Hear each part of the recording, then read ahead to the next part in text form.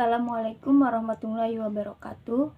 Saya Siti Nihla dari Prodi Tasawuf Psikoterapi semester 5. NPM 1931 060099. Di sini saya akan memaparkan permasalahan yang sudah saya tanyakan kepada salah satu karyawan, yaitu karyawan pabrik perikanan di Muara Baru, Jakarta Selatan. Di sini ada di perusahaan ini ada beberapa permasalahan. Permasalahan yang pertama, di perusahaan perikanan ini, tenaga kerja yang bekerja pada perusahaan harus menguasai pekerjaan yang menjadi tugas dan tanggung jawabnya. Untuk itu diperlukan suatu pembekalan agar tenaga kerja yang ada dapat lebih menguasai dan ahli di bidangnya masing-masing, serta meningkatkan kinerja yang ada. Dengan begitu, proses pengembangan sesuai job desk dan penilaian karyawan menjadi sangat penting, mulai dari karyawan pada tingkat rendah maupun yang tinggi. Kalau masalah gaji, kalau nggak sesuai emang nggak sesuai, karena saya kerja juga bukan di perusahaan kecil. Permasalahan yang kedua, selain itu belum adanya penilaian kinerja para karyawan. Selain itu, karyawan juga merupakan permasalahan yang patut dicarikan solusinya.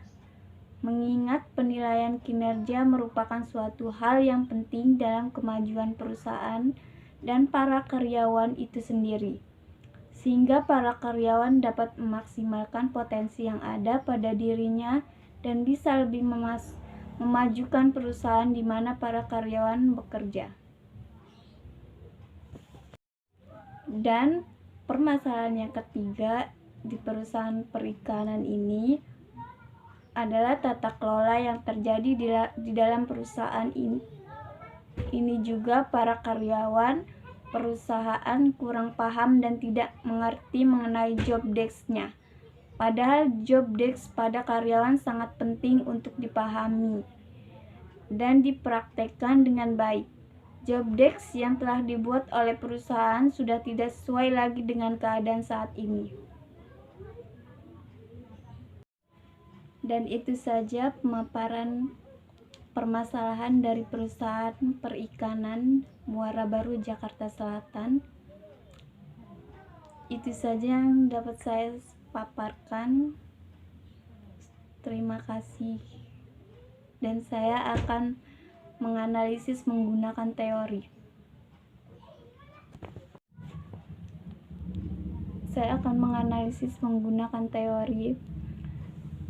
Di mana kita ketahui bahwa definisi job analysis itu secara umum merupakan suatu proses untuk mengidentifikasi dan menentukan secara rinci tugas-tugas dan syarat-syarat dari suatu jabatan tertentu.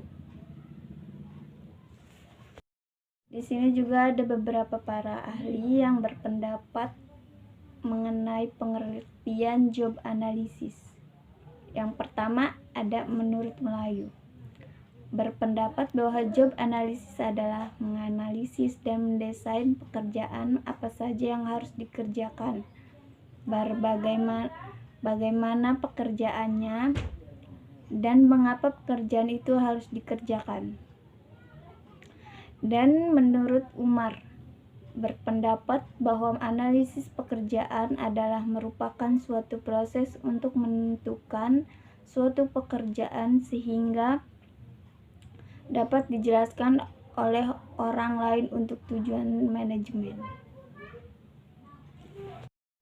Ada juga menurut Gomez, analisis jabatan adalah proses pengumpulan informasi mengenai suatu pekerjaan yang dilakukan seorang pekerja yang dilaksanakan dengan mengamati atau mengadakan interview pada pekerja.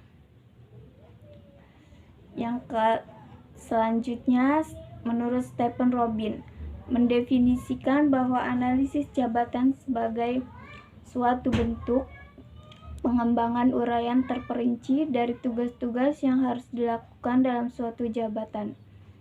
Selanjutnya ada menurut Milkovic, job analisis jabatan adalah proses pengumpulan data secara sistematik terhadap berbagai informasi terpercaya dan relevan berhubungan dengan pekerjaan dan asal-usul dari jabatan tertentu.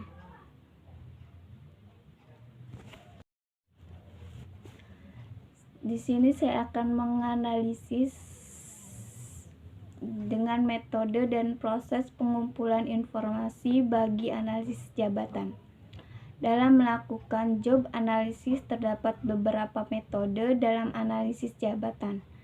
Metode-metode ini adalah untuk metode dengan kuesioner atau angket, metode dengan checklist, dengan wawancara individual, pengamatan, wawancara kelompok, technical converse, catatan harian, metode dengan ikut bersama-sama bekerja, yang terakhir adalah metode teknik critical incident. Selanjutnya, saya akan menganalisis menggunakan informasi yang diperoleh dari job analisis. Informasi yang diperoleh dari job analisis adalah perencanaan tenaga kerja, perekrutan dan penempatan, pengembangan organisasi, pelatihan dan pengembangan, penggajian dan imbal jasa sistem informasi.